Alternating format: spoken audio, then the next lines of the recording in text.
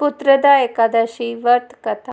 महाराज युधिष्ठिर ने पूछा, हे भगवान, आपने सफला एकादशी का महात्म्य बताकर बड़ी कृपा की। अब कृपा करके यह बतलाइए कि पौष शुक्ल एकादशी का क्या नाम है, उसकी विधि क्या है और उसमें कौन से देवता का पूजन किया जाता है। भक्त वत्सल्य भगवान श्री कृष्ण बोले, हे राजन, इस एकादशी का नाम पुत्रदा एकादशी है। इसमें भी नारायण भगवान की पूजा की जाती है। इस सर और असर संसार में पुत्रदा एकादशी के व्रत के समान दूसरा कोई व्रत नहीं है। इसके पुण्य से मनुष्य तपस्वी, विद्वान और लक्ष्मीवान होता है। इसकी मैं एक कथा कहता हूँ, सो तुम ध्यान पूर्वक सुनो। भद्रवती नामक नगरी में सुकेतुमान नाम का एक राजा राज्य करता था। उसके कोई पुत्र नहीं था। उसकी स्त्री का नाम शैव्या था। वह निसंतान होने के कारण सदैव चिंतित रहा करती थी। राजा के पितृ भी रो रो कर पिंड लिया करते थे और सोचा करते थे कि इसके बाद हमको कौन पिंड देगा। राजा को भाई, बांधव, धन, हाथी, घोड़े, राज्य और मंत्री,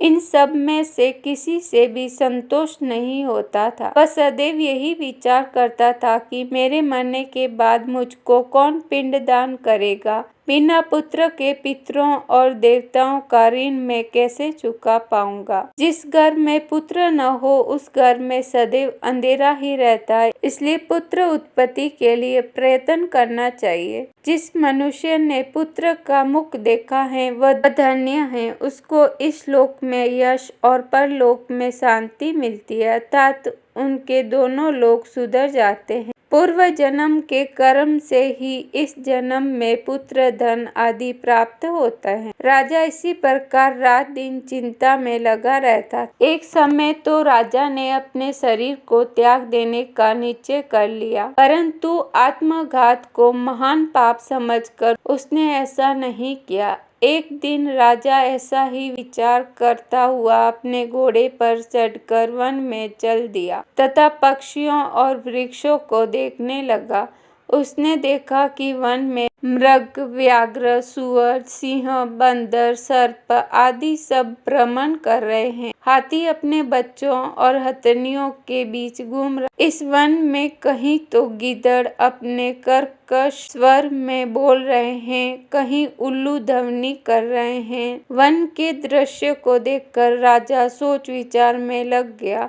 इसी प्रकार आधा दिन बीत गया। वह सोचने लगा कि मैंने कई यज्ञ किए, ब्राह्मणों को स्वादिष्ट भोजन से तृप्त किया, फिर भी मुझको दुख प्राप्त हुआ क्यों? राजा प्यास के मारे अत्यंत दुखी हो गया और पानी की तलाश में इधर उधर फिरने लगा। थोड़ी दूरी पर राजा ने एक सरोवर देखा। उस सरोवर में कमल खिले थे तथा सारस, हंस, मगरमच्छ आदि विहार कर रहे थे। उस सरोवर के चारों तरफ मुनियों के आश्रम बने हुए थे। उसी समय राजा के दाहिने अंग फड़फड़ाने लगे। राजा शुभ शकुन समझकर घोड़े से उतरकर मुनियों को दंडवत प्रणाम करके बैठ गया। राजा को देखकर मुनियों ने कहा, हे राजन, हम तुमसे अत्यंत प्रसन्न हैं। तुम्हारी क्या इच्छा है सो कहो। राजा ने पूछा, महाराज, आप कौन हैं और किस लिए यहाँ आए हैं, कृपा करके बताइए। मुनि कहने लगे, हे राजा,